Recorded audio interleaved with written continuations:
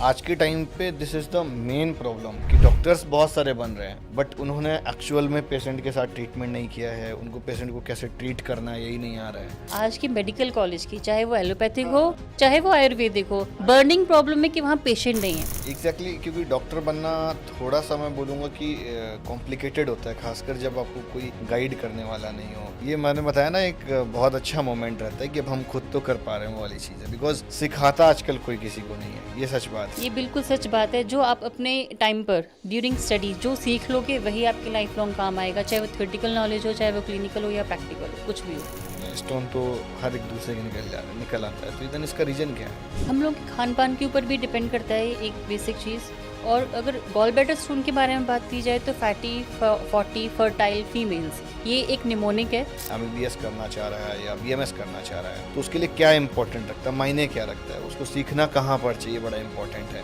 बहुत बार क्या होता है, वो कोर्स पूरा कर जाता है और सीखता कुछ नहीं है बिल्कुल। तो ये बड़ा इंपॉर्टेंट मुझे लगता है कि आपकी जर्नी से ये पार्ट बच्चों को समझ में आएगा।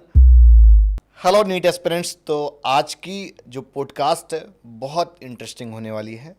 हमारे आज के जो गेस्ट हैं डॉक्टर सुनीता यादव हैं, गोल्ड मेडलिस्ट रही हैं एमबीबीएस में कानपुर यूनिवर्सिटी से, और इनकी कुछ क्वालिफिकेशन है श्री राम मूर्ति स्मारक जो बरेली में है। तो जो भी बच्चे एमबीबीएस करना चाहते हैं तो उनके लिए ये वाला पार्ट बहुत ज़्यादा इम्पॉर्टेंट है, बिकॉज़ वहाँ के डिसिप्लिन के बारे में, वहाँ की लाइफ स्टाइल के बारे में बहुत कुछ इन्होंने जो सीखा है वो श्री राम मूर्ति से ही सीखा हुआ है।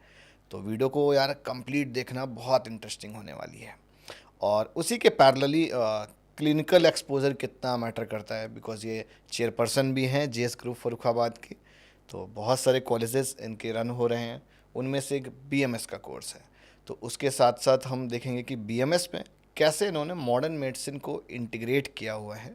तो मोस्ट वेलकम है मैम हमारे चैनल पर। Thank you for inviting me on this platform. और आज हम लोग as an doctor point of view से अगर हम बात करें तो मेडिसिन की भी इंफॉर्मेशन लेंगे और क्वालिटी ऑफ एजुकेशन के बारे में भी बात करेंगे और पर्सनल भी डिस्कशन करेंगे कि कैसे जर्नी स्टार्ट की, कैसे डॉक्टर बने। अगर आम इंसान कोई डॉक्टर बनता है तो उसके लिए क्या क्या एफर्ट्स डालने पड़ते हैं, बिकॉज जब कोई फैमिली में डॉक्टर नहीं रहा हो। मैम, हम सबसे पहले ये डिस्कस करेंगे कि आपकी स्कूलिंग कहाँ से हुई, और स्कूलिंग के बाद में जैसे आपसे डिस्कशन चल रहा था कि कुछ दिन आपका श्री राम मूर्ति में, फिर मेजर एसडी में, और फिर जेएस ग्रुप के चेयरपर्सन। तो ये कैसे एकदम, ये कब ड्यूरेशन में कब हुआ, कौन सी ईयर में हुआ, ये थोड़ा सा ब्रीफ करिए। मेरा स्कूलिंग जो है केवी से हुआ है, केंद्रीय विद्यालय हजरतपुर फिरोज़ाबाद में ये। और मैंने कभी नहीं सोचा था कि मैं डॉक्टर बनूंगी। मेरी स्टार्टिंग से ये कोशिश थी कि मुझे मैथ से 12th करना है। घर में भी मेरे पेरेंट्स ने मुझे समझाया कि नहीं, बायो से करो। मेरी सिस्टर डॉक्टर बनना चाहती थी, उन्होंने सीपीएमटी का, और उस टाइम पर सीपीएमटी और सीबीएसई के एग्ज़ाम्स हुआ करते थे, तो उन्होंने सारी प्रिपरेशन की। मैंने कभी भी सिंगल टाइम भी अटेम्प्ट नहीं किया, और ना मुझे कभी डॉक्टर बनना ही नहीं था। मतलब प्लान नहीं था बचपन? कभी प्लान नहीं था बचपन से। और मुझे नहीं पता कि शायद डेस्टिनी थी, तो मुझे फिर वो एमबीबीएस का एक लंबा सोच है। ये पता नहीं कहाँ से ये सारी चीज़ें प्लान हुई, इम्प्लीमेंट हुई। मैंने सबसे पहले 12th किया वहाँ से, केंद्रीय विद्यालय से। उसके बाद बीएससी किया मैंने। और मैं 12th में जब मेरा कंप्लीट हो गया, उसके बाद अपने प्रिंसिपल सर के पास दोबारा जाती हूँ और मैं उनसे बोलती हूँ कि सर मुझे मैथ्स से दोबारा से 12th करना, और मैं मैथ्स से ही आगे अपना एजुकेशन कंप्लीट करूँगी। तो उन्होंने मुझे समझाया, नहीं बेटा ठीक नहीं है, तुम जो कर रहे हो एक लाइन तुमने पकड़ लिया, इसी को करो और इसमें आगे बढ़ो। बट क्या हुआ कि वो मैं फॉर्म लेके आ गई क्लर्क से, और मैं घर पे आई। घर पे भी सबने समझाया कि नहीं, तो मैं जो बायो से करो, बायो गर्ल्स के लिए अच्छा होता है, डॉक्टर सब लोग बनते हैं, तुम्हें नहीं बनना वो अलग बात है। मुझे टीचर बनना था बेसिकली। मेरे शुरू से ही प्लानिंग ये थी कि मैं बीएससी करूँगी, एमएससी करूँगी, एंड देन पीएचडी, एंड मुझे टीचर बनना है। क्योंकि मैं स्टार्टिंग से ही जो टीचर्स मुझे पढ़ाते थे वो काफ़ी अट्रैक्ट करते थे कि हाँ, ये टीचर का प्रोफेशन बहुत अच्छा है, इसमें जॉब का टाइमिंग काफ़ी कम रहता है, 7 to 2 o'clock तक की टाइमिंग रहती है, आपको हाफ डे फ्री मिलता है, आपकी बहुत सारी छुट्टियां होती हैं, सैलरी भी अच्छा है, और स्टूडेंट्स बहुत रिस्पेक्ट करते हैं। मेरे मन में टीचर्स के लिए काफ़ी रिस्पेक्ट स्टार्टिंग से ही रहा। तो आफ्टर इस टाइम के बीच में क्या हुआ कि उसका टाइम पीरियड फिनिश हो गया फॉर्म फिल करने का, तो मैं फॉर्म नहीं भर पाई। तो फिर मैंने क्या किया कि बीएससी स्टार्ट किया। बीएससी स्टार्ट करने के ही टाइम पर जो सो कॉल्ड मेरे father in law Babu Singh जय सिंह जी हैं, तो उन्होंने मेरे फादर से अप्रोच किया एक न्यूज़पेपर के ऐड के थ्रू। मेरे घर में कभी ऐसा नहीं हुआ कि किसी की भी शादी न्यूज़पेपर के थ्रू हो।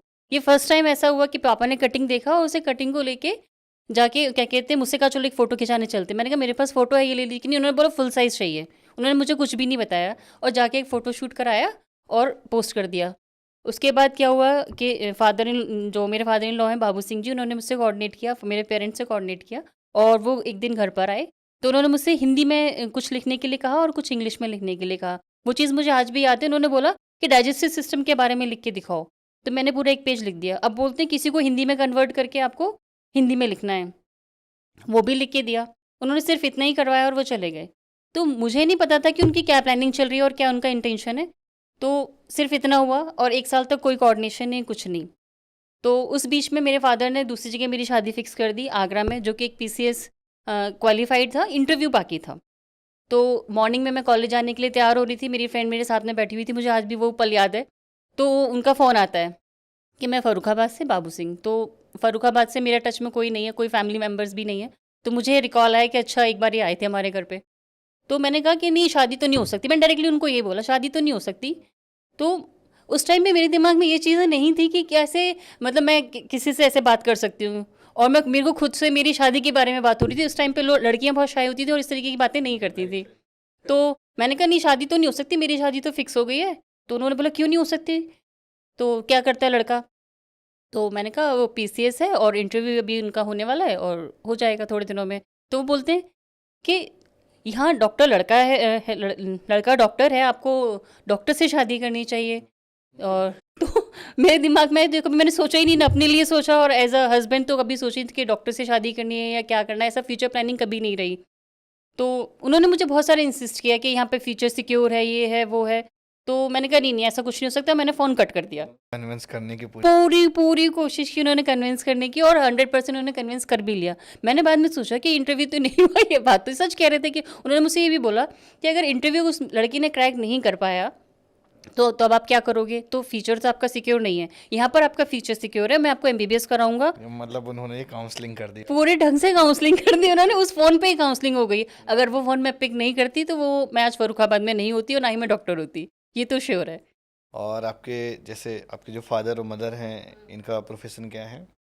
मेरी मदर हाउसवाइफ है और मेरे फादर आर्मी में है। तो मेरा पूरा स्कूलिंग सेंट्रल स्कूल से ही हुआ, केंद्रीय विद्यालय से मथुर। द रीजन की केवी से कर रहे हाँ इसीलिए मैंने केवी से 12th किया है। हैं। जब बात फाइनली वहाँ से हुई तो देन डॉक्टर की शुरुआत फिर कैसे हुई, मतलब फिर कहाँ से क्वालिफिक एमबीबीएस कहाँ से शुरू हुआ? फिर उसके बाद शादी हो गई। शादी से पहले ही कमिटमेंट हो गया था कि डॉक्टर बनना है।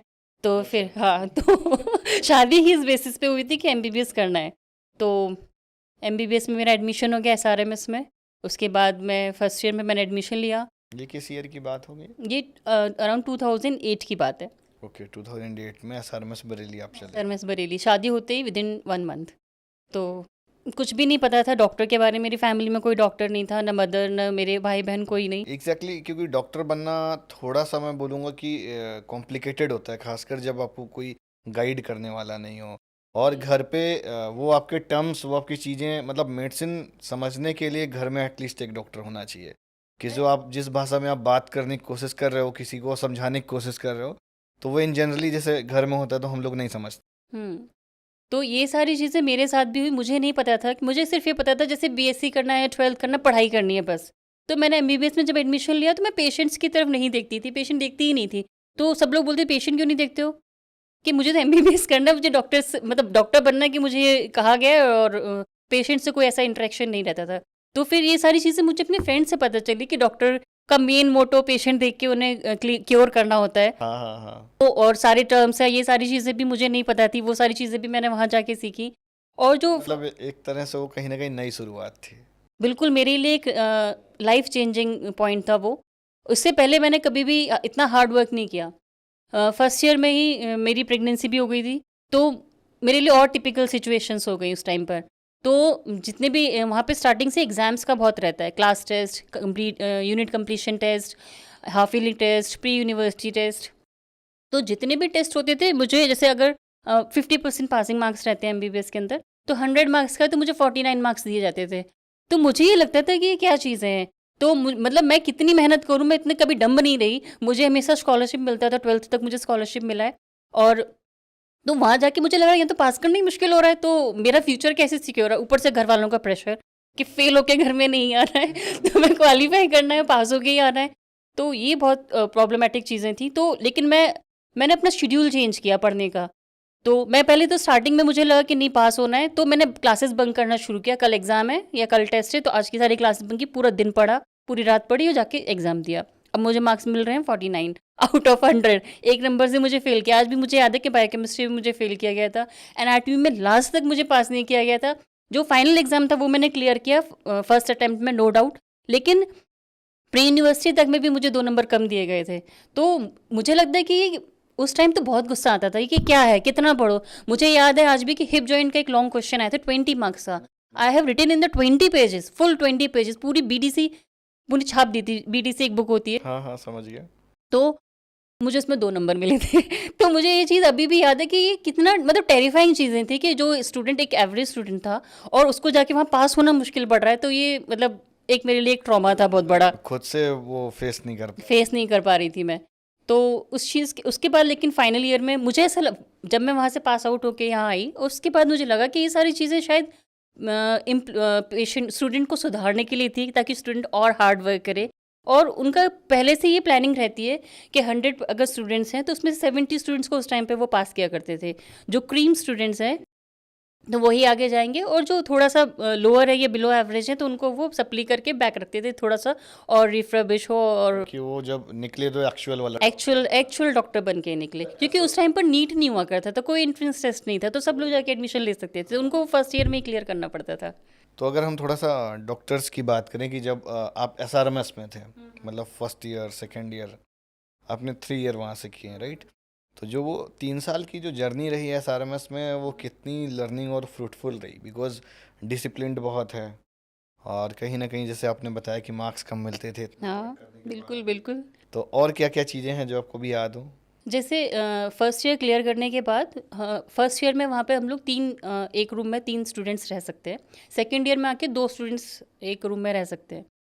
तो थर्ड ईयर में आके सिर्फ उन लोगों को सिंगल सेपरेट रूम मिलता था जो 3 टॉपर्स होते थे, चाहे गर्ल्स हॉस्टल में हो या बॉयज़ हॉस्टल में हो।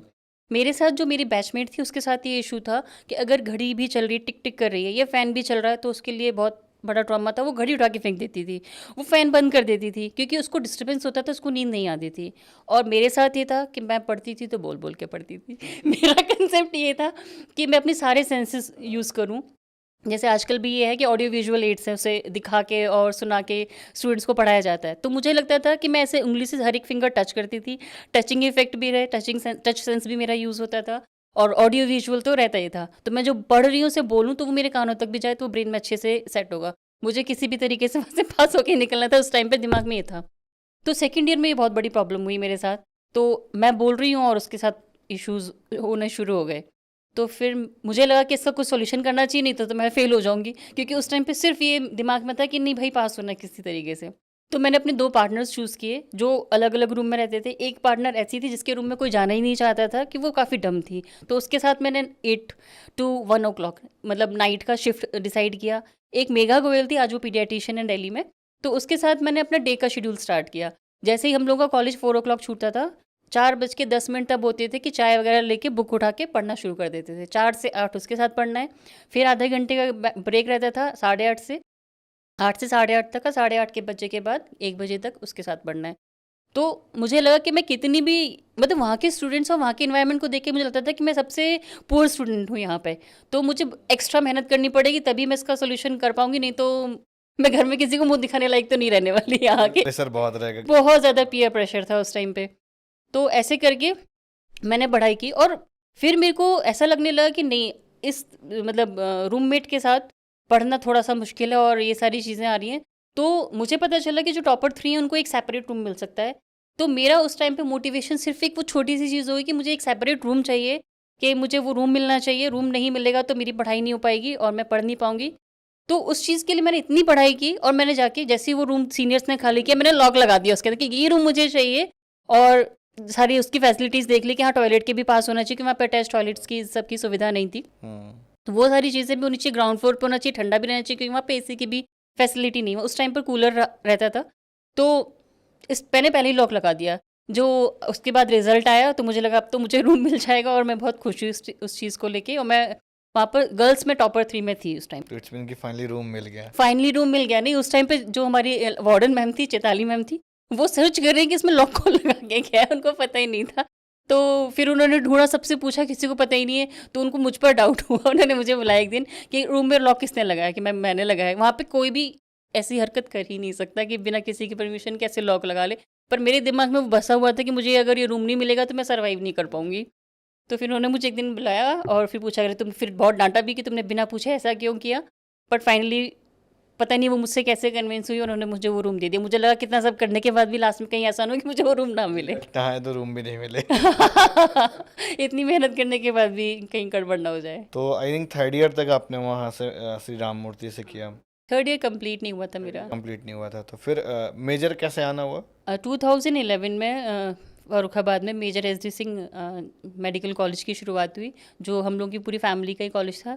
तो फैमिली मेम्बर्स ने कहा कि अब आप घर वापस आ जाओ, अपने बच्चे देखो, हमने बहुत दिन आपके बच्चे देखे हैं, अब आपको अपनी फैमिली के साथ, अपने बच्चों के साथ भी करना चाहिए, टाइम स्पेंड करना चाहिए। तो फिर मेजर से ही, मेजर से मेरी फिर स्टार्टिंग हुई। तो इट्स मीन कि आधा डॉक्टर आप बन चुके थे वहाँ पे रह के। वहाँ पे क्लिनिकल एक्सपोजर, थियोरेटिकल नॉलेज, किस तरीके से एक एमबीबीएस डॉक्टर को पढ़ना चाहिए, वो बेसिकली मैंने वहाँ से सीखा।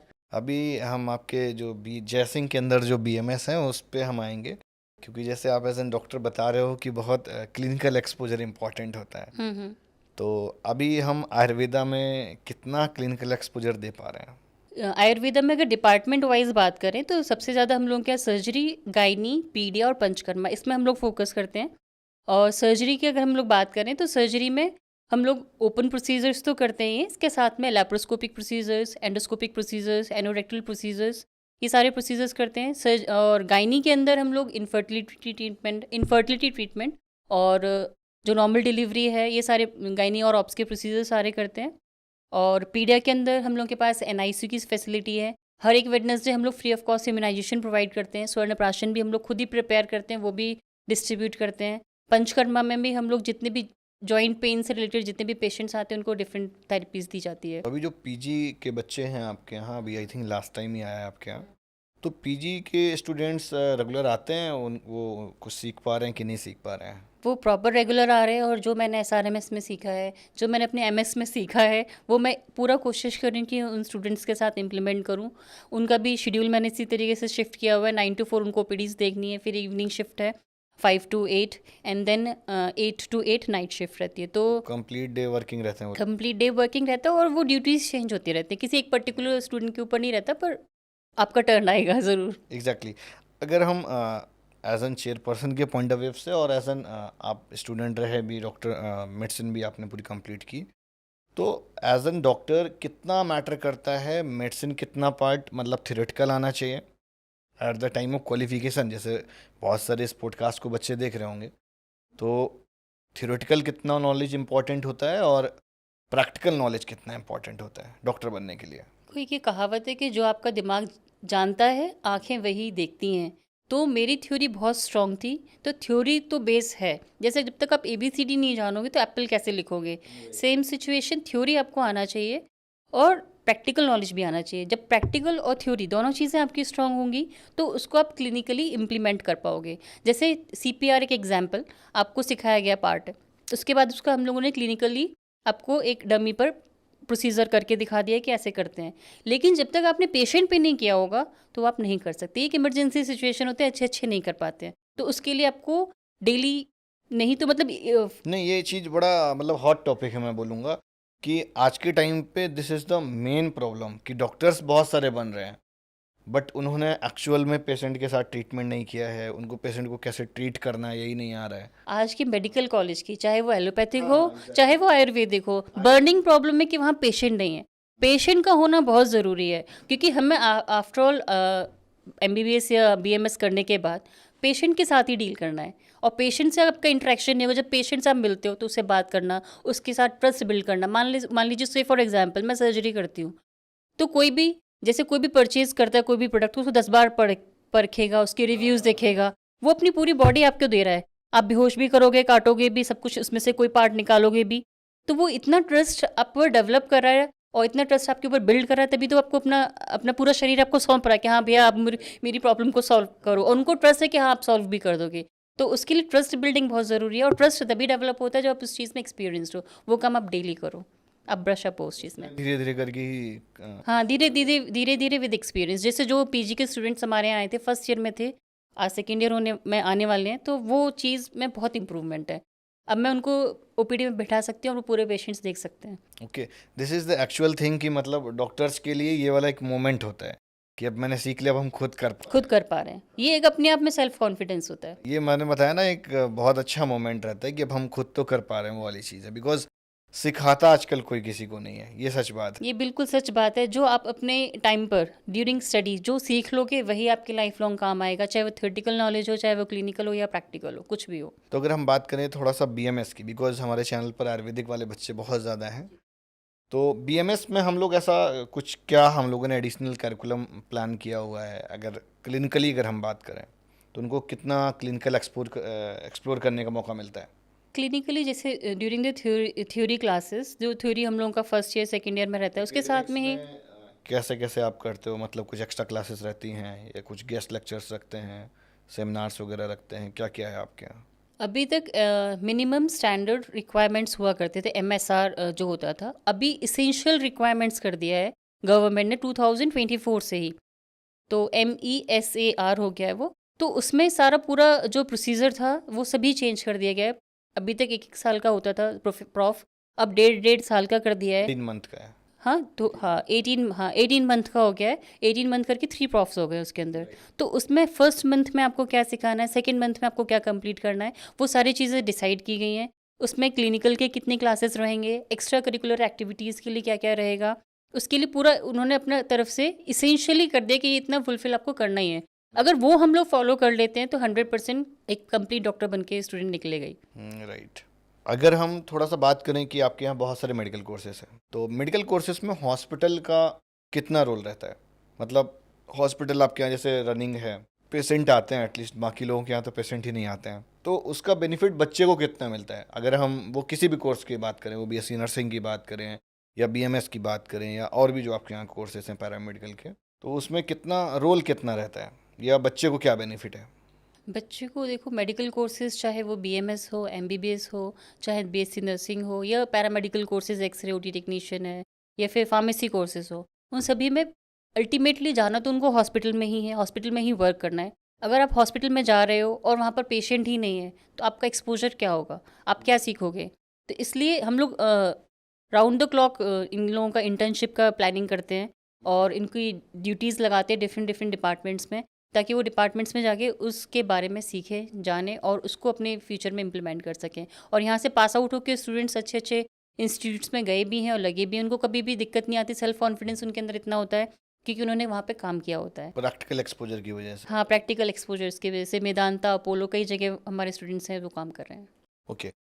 अब अगर हम थोड़ा सा आपके बीएमएस कॉलेज की तरफ आएँ, जो श्री बाबू सिंह जय Singh Ayurvedic medical college and hospital है, बच्चे इस कॉलेज में आना चाहते हैं, बहुत सारे बच्चे हैं जो वीडियो देख भी रहे होंगे, और जैसे कि वो हमेशा पूछते हैं कि सर क्या कट ऑफ जाएगा, क्या फ़ीस स्ट्रक्चर्स रहते हैं, कुछ एक्स्ट्रा एडिशनल चार्जेस तो नहीं हैं, फैसिलिटीज़ कैसी हैं? तो आप मुझे बताइए कि हम लोग क्या क्या प्रोवाइड कर रहे हैं बच्चों के लिए। कॉलेज में अगर एडमिशन लेना है तो बेसिकली 2 चीज़ें देखनी चाहिए। एक तो वहाँ पे फैकल्टी कैसी है, घोस्ट फैकल्टी तो नहीं है, ऑन पेपर फैकल्टी तो नहीं है।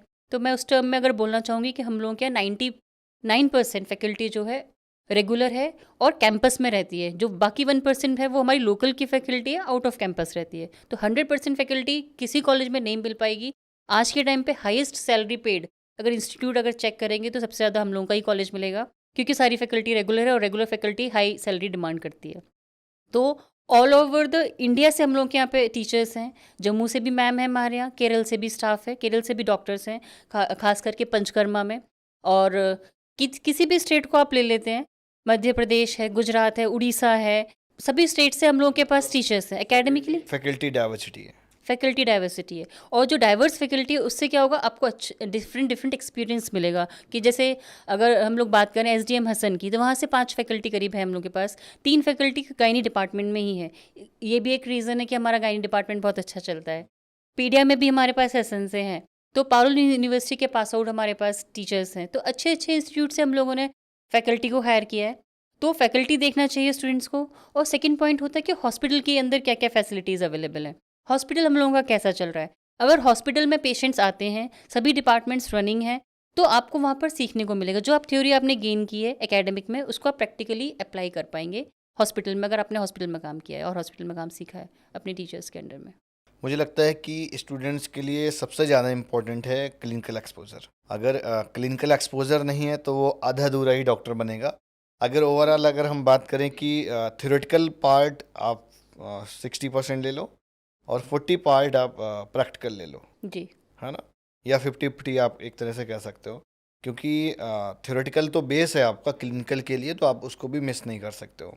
और अगर हम थोड़ा सा बात करें कि आपका जैसे हॉस्पिटल है, तो फर्रुखाबाद के अंदर अगर हम लें इंडिविजुअल उस डिस्ट्रिक्ट पे बात करें, तो किस नंबर पे एग्जिस्ट करता है? एज अ हॉस्पिटल देखें तो हम लोग 10 आउट ऑफ 8 रेटिंग में देना चाहूँगी। और स्कोप 8 इसलिए कि स्कोप ऑफ इम्प्रूवमेंट हमेशा रहता है, और यहाँ पर भी है, और we are working on that also. कि बचा ले गए आप 2% रेटिंग से। और अगर हम बात करें कि आज के टाइम पे जैसे हम हॉस्पिटल की बात कर रहे हैं, तो हॉस्पिटल्स में दिन अभी किस किस तरह की हम लोग फैसिलिटीज़ दे रहे हैं, या इन जनरल रूरल एरिया है तो वहाँ पर पेशेंट किस तरह के आते हैं अभी आपके पास सबसे ज़्यादा? इन जनरल जैसे गायनी के पेशेंट हर एक हॉस्पिटल में ज़्यादा रहते हैं, क्योंकि अगर किसी की भी शादी हुई है तो बच्चा करना ही है, बच्चा नहीं हो रहा है तो भी उसको आना है, क्योंकि इनफर्टिलिटी ट्रीटमेंट वो लेने के लिए आएगा, और अगर बच्चा हो रहा है तो वो डिलीवरी के लिए आएगा। तो गायनी के पेशेंट इन जनरल हर एक हॉस्पिटल में बहुत ज़्यादा रहते हैं। उसके अलावा हम लोग के पास सर्जरी के पेशेंट्स रहते हैं, जो अपना ऑपरेशंस की अगर उनको कोई दिक्कत है, जैसे जीबी स्टोन है उनको, या फिर कोई परफोरेशन है, एनोरेक्टल कोई पाइल्स फिशर फिशुला है, तो इस टाइप के पेशेंट्स भी आते हैं हम लोगों के यहाँ। और कोई ब्रेस्ट एप्सिस है, लिवर एप्सिस है, लिवर सिस्ट है, ये सारे पेशेंट्स हम लोगों के पास सर्जरी में आते हैं। ऐसे ही पीडिया में हम लोगों के पास एनआईसीयू की फैसिलिटी है। जितने भी पेशेंट डिलीवरी होते हैं उनको हम लोग 24 आवर मॉनिटरिंग के लिए तो रखते ही हैं, अदरवाइज़ बाहर से भी हम लोग के पास पेशेंट्स लोग रेफ़र करते हैं। इसी तरीके से पंचकर्मा में अगर हम लोग के पास जितने भी जॉइंट पेन से रिलेटेड पेशेंट्स हैं, किसी को माइग्रेन है, किसी को एंग्जाइटी डिसऑर्डर्स है, साइकोलॉजिकल प्रॉब्लम्स है, तो वो सारे पंचकर्मा में अपने पेशेंट्स को दिखाते हैं। स्किन डिजीज़ का बहुत अच्छा इफेक्ट है। सोरियासिस एक ऐसी डिजीज़ है जो एलोपैथ में हम लोग जब तक मेडिसिन खाएंगे तब तक उसका इफेक्ट रहता है, पर आयुर्वेद में इसका कई पेशेंट्स का हम लोगों ने बिल्कुल कंप्लीट ट्रीटमेंट किया है, उसके हम लोगों के पास एविडेंसेस भी हैं। और अगर हम स्पेशली आपकी बात करें तो आप किस तरह के पेशेंट्स को ट्रीट करते हैं? अभी तक कितने पेशेंट्स लगभग ठीक कर चुके होंगे? बेसिकली सर्जरी की बात की जाए तो 5000 प्लस सर्जरीज़ मैंने अभी तक की हैं। और अभी रिसेंटली 2023 में मैंने एमएस कंप्लीट किया है, तो उसके बाद से मैंने लेप्रोस्कोपिक सर्जरी स्टार्ट की है। तो बेसिकली कोलिसिस्टेक्टमी और अपेंडिसेक्टमी हम लोग करते हैं। और यहाँ पे एक बहुत बड़ी मिथ है स्टूडेंट पेशेंट्स के अंदर, कि वो हमेशा बोलते हैं कि नहीं हमारा चीरे वाला ऑपरेशन करो। तो मुझे नहीं समझ में आता कि वो चीरे वाला क्यों चाहते हैं। शायद ओपन सर्जरी ओपन सर्जरी चाहते हैं। तो वो भी मैं बताना चाहूँगी, ओपन सर्जरी का कोई as such lack of awareness है। लैक ऑफ अवेयरनेस है टोटली। गोल्ड आज के टाइम पर जो गोल्ड स्टैंडर्ड सर्जरी है वो कोलिसिस्टेक्टमी विद लैप है, तो लैप्रोस्कोपिक ही कराना चाहिए। इससे क्या होता है कि 1 सेंटीमीटर का अराउंड आपका एक इंसिजन होता है, उससे हम लोग इंस्ट्रूमेंट्स इंसर्ट करते हैं एब्डोमेन के अंदर, और हम लोग पूरा का पूरा जीबी निकाल लेते हैं। पेशेंट की बहुत ज़्यादा क्वेरी रहती है, क्या मेरा आधा गॉल ब्लैडर अंदर ही रह जाएगा, क्या दोबारा से स्टोन हो जाएगा। ये इस टाइप की कुछ अवेयरनेस की वाकई में बहुत ज़रूरत है। इसमें ब्लड लॉस भी काफ़ी कम होता है। ओके। अगर हम बात करें कि स्टोन का, ये बड़ा मतलब बेसिक प्रॉब्लम है कि आज के टाइम पे दिन है तो दिन स्टोन तो हर एक दूसरे के निकल आता है, तो इधन इसका रीज़न क्या है? हम लोग के खान पान के ऊपर भी डिपेंड करता है एक बेसिक चीज़। और अगर गॉल ब्लैडर स्टोन के बारे में बात की जाए तो फैटी 40 फर्टाइल फीमेल्स, ये एक निमोनिक है जो हम लोगों को पढ़ाया जाता है कि जो भी फर्टाइल एज ग्रुप की फीमेल्स हैं, और जो 40 की एज ग्रुप में है, और जो फैटी हैं, तो उनके अंदर ये ज़्यादा होता है। कोलेस्ट्रॉल स्टोन्स बहुत ज़्यादा बनते हैं, तो हम लोगों को एक डाइट में भी चेंजेस करने चाहिए। और पानी का भी, रीनल स्टोन्स की बात करें तो पानी की भी इसमें इफेक्ट रहता है कि हम लोग जिस टाइप का पानी पीते हैं उसका वजह से भी हो सकता है, और कितना फ्रीक्वेंसी में पीते हैं। जो लोग कम पानी पीते हैं उनको भी रीनल स्टोन्स बनने की चांसेस बहुत ज़्यादा रहते हैं। अगर जैसे हम इस पे और डिस्कशन करें कि होता क्या है कि जैसे अगर एक स्टोन है आपके पास, तो वो ट्रीटमेंट करा लिया, उसको सर्जरी करके हटा दिया गया, बट फिर से नया हो जाता है, तो इसका कोई तरीका नहीं कि वो बैक टू बैक ना हो? कोलिसिस्टेक्टमी की अगर बात करें तो हम पूरा का पूरा गॉल ब्लैडर ही इसमें बाहर निकाल लेते हैं, तो कोई चांसेस नहीं रहते कि आपको दोबारा स्टोन हो। जो ओपन सर्जरीज करते हैं, जो पार्शियल गॉल ब्लैडर अंदर ही छोड़ देते हैं, तो उसके अंदर ये होने के चांसेस ज़्यादा रहते हैं। तो अगर गॉल ब्लैडर स्टोन के टर्म्स में बात करें, रीनल स्टोन्स तो ये है कि बनते बिगड़ते रहते हैं, आपके खाने पानी से और खाने का बहुत ज़्यादा इसमें रोल रहता है। तो वो आपकी यूरिन में फ्लश आउट भी होते रहते हैं, अगर छोटे छोटे स्टोन आपको पता भी नहीं चलता हो कितना आपने खा लिए, बना लिए और निकाल दिए। हाँ, और सर्जरी करा, अगर कोई बड़ा स्टोन बन गया है तो फिर वो नहीं निकल पाएगा, तो उसके लिए सर्जरी ही करना जो पड़ेगा। माइंडसेट से हम लोगों को लेमैन का जो बिल्कुल भी नहीं जानता है, उसको ये लगता है कि दिन होते तो बहुत सारे हैं, जब कुछ बड़ा होता है दिन तभी प्रॉब्लम कर रहा है। तो मतलब इन जनरली ऐसा होता है बॉडी में कि बहुत सारे छोटे छोटे रहते हों? हाँ, इन जनरल 70 to 50% लोगों के पेट में रीनल स्टोन्स तो रहते हैं।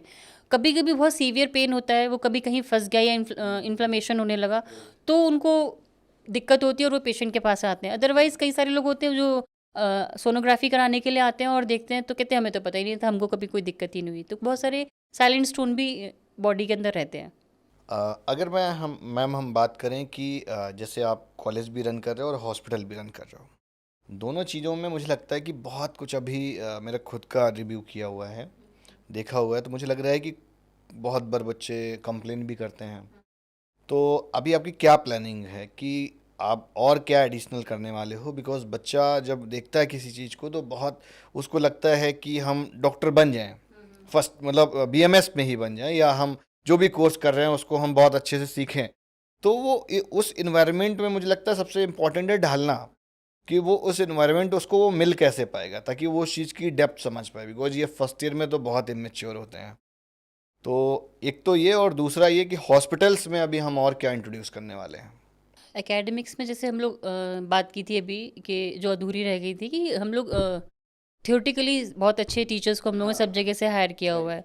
तो वही प्रैक्टिकल के लिए आप क्या कर रहे हो? प्रैक्टिकल के लिए हम लोग के पास कैडावर्स है। कैडावर्स में एनाटॉमी में हम लोग बेसिकली थ्योरी पढ़ाते हैं, और जैसे आज एक किसी एक नर्व के बारे में या मसल के बारे में बताया, तो उसको कैडावर्स पे हम लोग डायसेक्ट करके दिखाते हैं कि ये मसल आपको ऐसे दिखाई देगी, ये नर्व को फील करो कि नर्व और वेसल्स के बीच में ये डिफरेंस है, वो कॉर्ड कॉर्ड जैसा है। वो चीज़ हम लोग पढ़ेंगे कितना भी तो वो समझ में नहीं, जब तक उसको पकड़ के फील या टच, हाँ, टैक्टाइल सेंसेशन जब तक आपको नहीं मिलेगा। तो हम लोग इसके लिए कैडावर्स, डेरा सच्चा सौदा से हम लोगों ने कैडावर्स मंगाए, वो फ्री ऑफ कॉस्ट डोनेट करते हैं, इसके लिए मैं उनके लिए थैंक यू बोलना चाहूँगी।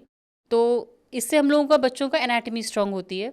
साथ में हम लोगों ने एक एल्यूमिनाई सेल का भी प्रावधान किया है, जिससे हम लोग स्टूडेंट्स को हैंड होल्डिंग सपोर्ट हम लोग देते हैं। इसमें स्टूडेंट्स को बताएंगे कि आप BMS करने के बाद आप क्या आगे कर सकते हो, फ्यूचर प्लानिंग क्या हो सकती है, अगर आपको क्लिनिक खोलना है या कहीं जॉब करना है, और वो अपना कोई फार्मेसी रन करना चाहता है, तो उसमें इवन MSME रजिस्ट्रेशन तक हम लोगों को कराने के लिए ये गवर्नमेंट ने भी कंपलसरी कर दिया है।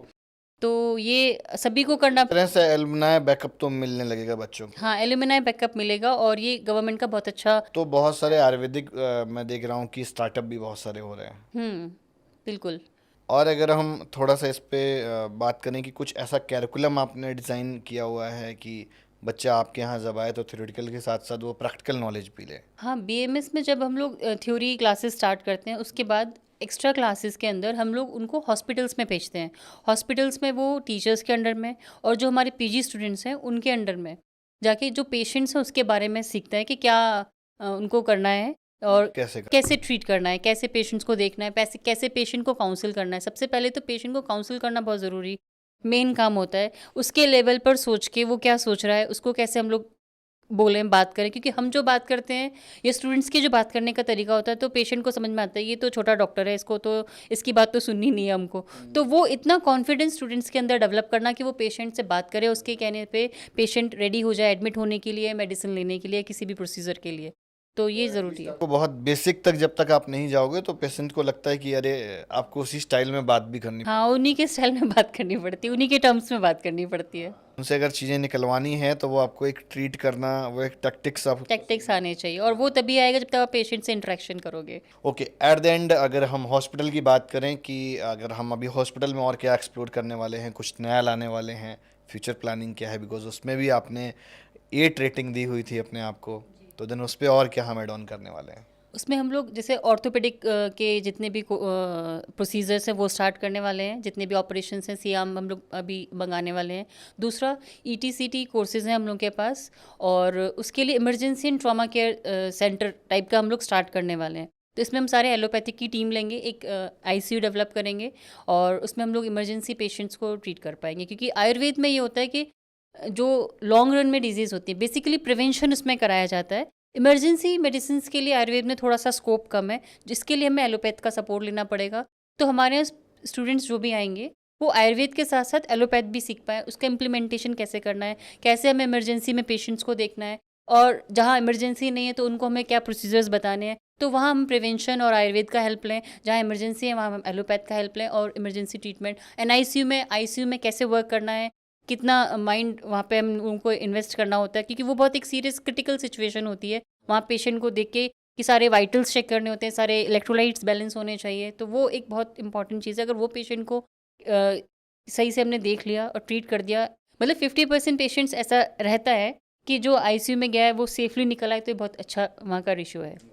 Thank you so much ma'am.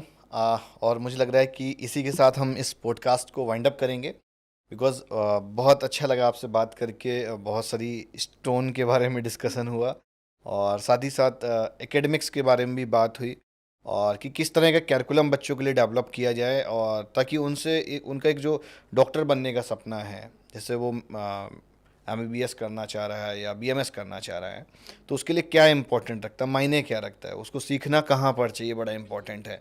बहुत बार क्या होता है वो कोर्स पूरा कर जाता है और सीखता कुछ नहीं है, बिल्कुल तो ये बड़ा इंपॉर्टेंट मुझे लगता है कि आपकी जर्नी से ये पार्ट बच्चों को समझ में आएगा। तो thank you so much, bye bye. NEET aspirants के लिए मैं सिर्फ यही मैसेज करना चाहूँगी कि जितने भी स्टूडेंट्स हैं, कहीं पर भी एडमिशन लेने से पहले कॉलेज विजिट, कैंपस टूर ज़रूर करें, देखें फिजिकली वो चीज़ एग्जिस्ट करती हैं या नहीं करती हैं। और मैं चाहती हूँ कि आप सभी लोग मेरे साथ आएँ, मिल के काम करें और सीखें और क्लिनिकल एक्सपोजर लें। Thank you. My self doctor Sunita Yadav from JS Group. We are providing the number of courses like Ayurveda, paramedical, nursing, pharmacy. We are having 3 unique things. First is the clinical exposure, second is the infrastructure, and third is our faculty. Students और parents को किसी भी college या institution में admission लेते समय 3 parameters का ध्यान रखना चाहिए। फर्स्ट इज इंफ्रास्ट्रक्चर, क्या वहाँ पर इंफ्रास्ट्रक्चर अच्छा है। दूसरा, वहाँ के टीचर्स कैसे हैं, थियोरटिकल नॉलेज आपको प्रोवाइड कर पाएंगे या नहीं। Third is the clinical exposure. Clinical exposure में नंबर ऑफ पेशेंट्स होना बहुत ज़रूरी है, और ये तीनों यूनिकनेस JS Group में अवेलेबल है। आप फर्रुखाबाद से हुए और आप अच्छी एजुकेशन अपने स्टूडेंट्स को देना चाहते हैं, तो आप JS Group में विजिट कर सकते हैं। Thank you.